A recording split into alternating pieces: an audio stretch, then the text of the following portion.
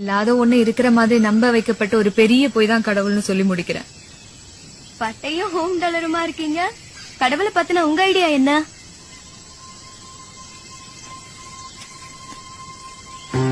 கடவுள் பத்தி ஒவ்வொருத்தருக்கும் ஒவ்வொரு புரிதல் இருக்கும். என்னோட புரிதல்ல இருந்து வேணா ஒண்ணு சொல்றேன், உங்களுக்கு புரியுதான்னு பாருங்க. நாமெல்லாம் மிருகமா இருந்தப்போ உணவும் இனப்பெருக்கவும் மட்டுமே தேவையா இருந்துச்சு. அதுல கொஞ்சம் மிருகங்க சிந்திக்க ஆரம்பிச்சிருச்சு.